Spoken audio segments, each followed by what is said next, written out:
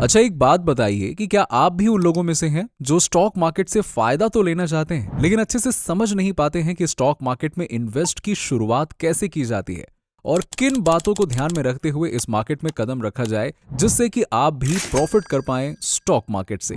तो इन सभी उलझनों को आज हम सुलझाने की कोशिश करेंगे इस वीडियो में, जो आपको बताएगा कि स्टॉक मार्केट में आपको प्रॉफिट कैसे मिल सकता है और कौन से 10 इंपॉर्टेंट और इफेक्टिव पॉइंट्स को कंसिडर करके स्टॉक मार्केट में इन्वेस्टमेंट की शुरुआत आप कर सकते हैं।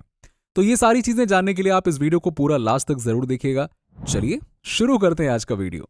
देखिए, सबसे पहले स्टॉक मार्केट के बारे में थोड़ा सा हम जान लेते हैं ताकि आपको आगे समझने में ज्यादा आसान हो सके।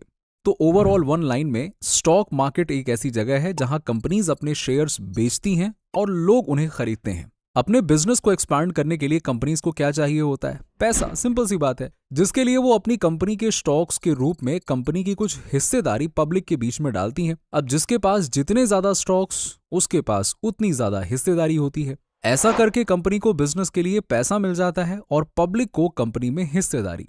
अब जैसे जैसे कंपनी ग्रो करती है उसके स्टॉक्स का प्राइस भी बढ़ता जाता है, जिससे स्टॉक होल्डर को भी प्रॉफिट होता है। वहीं कंपनी के लॉस के साथ स्टॉक होल्डर्स को भी लॉस हो सकता है। इस तरह स्टॉक्स एक कंपनी और स्टॉक होल्डर को कनेक्ट करती है। अब कंपनी के शेयर्स को लिस्ट करने और इन्वेस्टर को ट्रेडिंग प्लेटफॉर्म प्रोवाइड कराने का काम स्टॉक एक्सचेंज करता है, जहां पर स्टॉक्स खरीदे और बेचे जाते हैं, यानी कि ट्रेडिंग होती है। इंडिया में मुख्यतः दो स्टॉक एक्सचेंजेस हैं, बीएसई यानी कि बॉम्बे स्टॉक एक्सचेंज और एनएसई यानी कि नेशनल स्टॉक एक्सचेंज। अब देखिए दोस्तों, स्टॉक्स मुख्यतः दो तरह के होते हैं, इक्विटी स्टॉक और प्रेफरेंस स्टॉक। इक्विटी स्टॉक सबसे कॉमन स्टॉक्स होते हैं जो कंपनी में ओनरशिप को रिप्रेजेंट करते हैं। वहीं प्रेफरेंस स्टॉक्स स्टॉक्स की बजाय एक बॉन्ड से मिलते जुलते हैं। अच्छा, अब यहां पे आपको बता दें कि बॉन्ड किसी कंपनी या गवर्नमेंट को पैसे उधार देना जैसा होता है, जिसमें एक रेगुलर इंटरेस्ट आपको मिलता रहता है और बॉन्ड के एक पर्टिकुलर टाइम में मैच्योर होने पर ओरिजिनल मनी भी आपको वापस मिल जाती है। इसमें एक फिक्स्ड डिविडेंड भी मिलता है, जबकि स्टॉक्स में डिविडेंड मिलने की गारंटी नहीं होती, लेकिन हाँ, कई सारे कंपनीज देती हैं डिविडेंड्स। स्टॉक्स में हाई रिटर्न और हाई रिस्क रहता है, वहीं बॉन्ड्स में लोअर रिटर्न और लोअर रिस्क रहता है। अब यहाँ पे आप अगर स्टॉक्स और शेयर्स में कंफ्यूज हैं तो जरा ये जान लीजिए कि अगर स्टॉक आपका पूरा पिज्जा है तो शेयर उस पिज्जा का एक स्लाइस है। ओके, यानी कि अगर किसी कंपनी के टोटल 100 शेयर्स मार्केट में ट्रेड हो रहे हैं तो आपने उस कंपनी के 5 शेयर्स लिए हैं, तो आपके पास उस कंपनी के 5% शेयर्स हैं, तो आपने उस कंपनी के स्टॉक्स का एक हिस्सा खरीदा है, जो हमारे एग्जाम्पल में 5% है। अब बात कर लेते हैं डिविडेंड की। डिविडेंड्स अपने स्टॉक होल्डर्स के लिए कंपनी के द्वारा दिया जाने वाला रिवॉर्ड होता है, जो कैश के फॉर्म में भी हो सकता है और एक्स्ट्रा शेयर्स के फॉर्म में भी हो सकता है। चलिए, आई होप कि अब आप सारी चीजें समझ गए होंगे।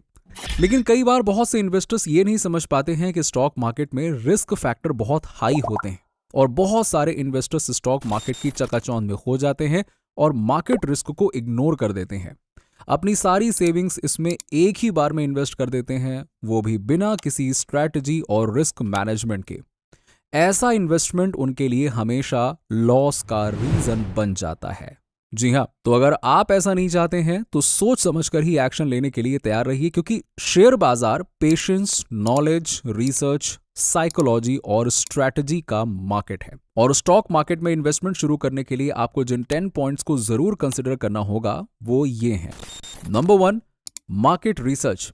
सबसे पहले रिसर्च बहुत जरूरी होती है। स्टॉक मार्केट में इन्वेस्ट करने से पहले आपको स्टॉक मार्केट को अच्छे से समझना होगा और जिन किसी कंपनीज और सेक्टर में आप इन्वेस्टमेंट करने की सोच रहे हैं उसके बारे में आपको प्रॉपर रिसर्च करनी जरूरी है, बहुत जरूरी है ये। इसके लिए आप कंपनीज और सेक्टर्स की फाइनेंशियल रिपोर्ट्स और सेक्टर ट्रेंड्स को ट्रैक कर सकते हैं। इस तरह रिसर्च करने से आपके इन्वेस्टमेंट के डिसीजंस इंप्रूव हो सकते हैं, जो आपको अच्छे रिजल्ट्स दिला सकते हैं। इसीलिए जल्दबाजी ना करें और अच्छे से रिसर्च करके ही कंपनी में इन्वेस्ट करिए। Number 2, prepare your investment strategy. Stock market को समझने के साथ साथ अपने इन्वेस्टमेंट प्लान को तैयार करना काफी जरूरी है। इसके लिए देखिए, कुछ ऐसे क्वेश्चंस के क्लियर आंसर्स आपके पास जरूर होना चाहिए, जैसे कि क्या आपको शॉर्ट टर्म इन्वेस्टमेंट करना है या फिर लॉन्ग टर्म? क्या आपको रिटायरमेंट के लिए इन्वेस्टमेंट करना है, बच्चों की पढ़ाई के लिए, या फिर आपका कोई फाइनेंशियल गोल है? आप कितना रिटर्न चाहते हैं और आपकी रिस्क टॉलरेंस कैपेसिटी कितनी है? यानी कि आप हाई रिस्क और हाई रिटर्न्स को प्रेफर करेंगे या लो रिस्क और लो रिटर्न्स को? आप कितना पैसा इन्वेस्ट कर सकते हैं? क्या आप SIP की फॉर्म में इन्वेस्ट करेंगे या लमसम इन्वेस्टमेंट को प्रेफर करेंगे? अब यहाँ पे आपको बता दूं कि SIP यानी कि सिस्टमैटिक इन्वेस्टमेंट प्लान में हर महीने आप एक फिक्स्ड अमाउंट इन्वेस्ट कर सकते हैं, जबकि लमसम में आप एक साथ एक लार्ज अमाउंट को इन्वेस्ट करते हैं। तो आप इन सभी जरूरी सवालों के क्लियर आंसर फाइंड आउट कीजिए और उसके अनुसार आप सुटेबल कंपनीज, सेक्टर्स और स्टॉक्स को चुनकर इन्वेस्टमेंट प्लान बना सकते हैं। Number 3, open your demat account. अब देखिए, अब तक आपने ये तय कर लिया है कि इन्वेस्टमेंट कैसे करना है और आपने स्ट्रैटेजी भी एक बना ली है। अब बारी आती है इन्वेस्टमेंट के लिए एक्शन लेने की, जिसके लिए आपको डीमैट और ट्रेडिंग अकाउंट खोलना होगा। अब यहाँ पे बता दें आपको कि डीमैट अकाउंट एक ऐसा इलेक्ट्रॉनिक अकाउंट होता है जहां एक इन्वेस्टर के स्टॉक्स स्टोर रहते हैं और ये एक इलेक्ट्रॉनिक लॉकर की तरह काम करता है।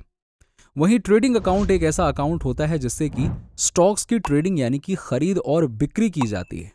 तो स्टॉक मार्केट में इन्वेस्टमेंट करने के लिए दोनों अकाउंट्स का होना बहुत जरूरी है, क्योंकि एक इन्वेस्टर के तौर पे जब आप स्टॉक्स को खरीदेंगे तो वो ट्रेडिंग अकाउंट से खरीदे जाएंगे और फिर आपके डीमैट अकाउंट में स्टोर हो जाएंगे।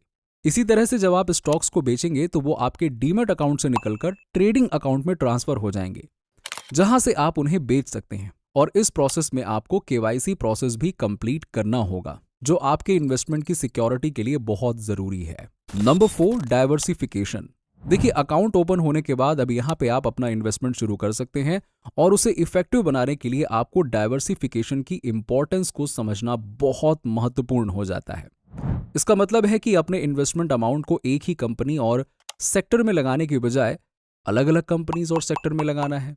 देखिए, ऐसा करने से ना आपका रिस्क कम हो जाता है और आपका पोर्टफोलियो एक बैलेंस पोर्टफोलियो बन जाता है। इसीलिए आप IT, फार्मा, ऑटो, बैंकिंग और डिफरेंट अदर सेक्टर्स में इन्वेस्ट कर सकते हैं, ताकि एक सेक्टर में कोई अनएक्सपेक्टेड गिरावट आपके इन्वेस्टमेंट को ज्यादा अफेक्ट ना करे। आप अपने इन्वेस्टमेंट को लार्ज कैप, मिड कैप और स्मॉल कैप स्टॉक्स में डाइवर्सिफाई करें, ना कि एक ही तरह के स्टॉक्स में। अब यहाँ पे आपको बता दें कि लार्ज कैप कंपनीज यानी कि बड़ी बड़ी स्टैब्लिश्ड कंपनीज हैं और स्मॉल कैप कंपनीज यानी कि छोटी और नई कंपनीज होती हैं। इस तरह रिस्क कम करने के लिए केवल स्टॉक्स में इन्वेस्ट ना करें, स्टॉक्स के साथ साथ म्यूचुअल फंड्स, गोल्ड और बॉन्ड्स में भी इन्वेस्ट आप कर सकते हैं। Number 5, focus on long term investment. Stock market में लॉन्ग टर्म इन्वेस्टमेंट एक बहुत ही अच्छा डिसीजन माना जाता है, क्योंकि इससे मिलने वाले रिटर्न्स काफी अच्छे होते हैं। लॉन्ग टर्म में मार्केट के उतार चढ़ाव से आपका इन्वेस्टमेंट बहुत ही कम अफेक्ट होता है, यानी कि प्रभावित होता है, और ओवर द लॉन्ग टर्म आपको बहुत अच्छे रिटर्न मिलते हैं, बहुत अच्छा प्रॉफिट होता है। इसके अलावा फाइनेंशियल गोल्स को भी आसानी से अचीव किया जा सकता है। इसीलिए यदि स्टॉक मार्केट का अच्छे से बेनिफिट लेना है तो आपको लॉन्ग टर्म पर फोकस करना ही होगा। Number 6, right direction. आपको स्टॉक मार्केट या किसी भी जगह इन्वेस्टमेंट करने से पहले अपने दोस्तों या रिश्तेदारों से मिलने वाली रैंडम फाइनेंशियल टिप्स को ब्लाइंडली फॉलो करने से बचना है। यस, क्योंकि अभी आप इस फील्ड में नए हो, इसीलिए आपको ऑथेंटिक सोर्स से सही जानकारी लेने पर फोकस करना चाहिए। इसके लिए आप फाइनेंशियल एडवाइजर से गाइडेंस ले सकते हैं। बहुत सारी financial books, brokerage firms, online forums, financial blogs, website और ऑथेंटिक यूट्यूब चैनल्स भी इसमें आपकी मदद कर सकते। लेकिन हाँ, इन्हें चुनते समय आपको बहुत कॉशियस रहना होगा, ताकि आप मिसगाइड होने से बचें और वैल्यूएबल एवं ऑथेंटिक फाइनेंशियल एडवाइस आपको मिल सके। Number 7, start with baby steps. मतलब शुरुआत बहुत छोटे से करें। जैसे कि अभी स्टॉक मार्केट आपके लिए नया है, इसलिए स्मॉल इन्वेस्टमेंट से शुरुआत करना आपके लिए फेवरेबल और सेफ रहेगा, क्योंकि इससे ज्यादा लॉस का रिस्क नहीं रहेगा। जैसे जैसे समय के साथ आप एक्सपीरियंस गेन करते जाएंगे, वैसे वैसे आपका कॉन्फिडेंस बिल्ड होगा और इन्वेस्टमेंट डिसीजंस भी आपके काफी बेहतर होते जाएंगे। कुछ वक्त के बाद आप ऐसे लार्ज इन्वेस्टमेंट करने के लिए तैयार हो पाएंगे जिसमें रिस्क कम और प्रॉफिट ज्यादा हो। इसीलिए आप स्मॉल इन्वेस्टमेंट से ही शुरुआत करें, जिसके लिए आप SIP, स्मॉल क्वांटिटी में स्टॉक्स की खरीदी और ETF यानी कि एक्सचेंज ट्रेडेड फंड्स जैसे ऑप्शन को चुन सकते हैं और अपनी इन्वेस्टमेंट की जर्नी शुरू कर सकते हैं। Number 8, keep trekking your portfolio. देखिए दोस्तों, यदि आप डायरेक्टली स्टॉक्स में इन्वेस्ट करते हैं तो आप इन्वेस्टमेंट करके फ्री नहीं हो सकते हैं। आपको इसे रेगुलरली मॉनिटर करते ही रहना होगा, ताकि आप मार्केट के ट्रेंड्स और कंडीशंस के अनुसार अपनी स्ट्रैटेजी एडजस्ट कर सकें, रिस्क को मैनेज कर सकें और अपने इन्वेस्टमेंट को प्रोटेक्ट कर सकें। इसके लिए आपको हो सके तो वीकली, नहीं तो महीने में कम से कम एक बार अपने इन्वेस्टमेंट को मॉनिटर करना चाहिए। साथ ही market trend, news updates, fees और tax related news, major local या ग्लोबल इवेंट्स पर भी नजर रखनी चाहिए। यानी कि ओवरऑल आपको काफी चीजों से अपडेट रहना है। Mobile application, financial news websites और ब्रोकरेज प्लेटफॉर्म से आपको वैसे तो ये सारी जानकारियां आसानी से मिल सकती हैं, जिससे कि आप अपना ट्रेडिंग और इन्वेस्टमेंट डिसीजन आसानी से ले सकते हैं। नंबर 9, कीप पेशेंस इन इन्वेस्टमेंट।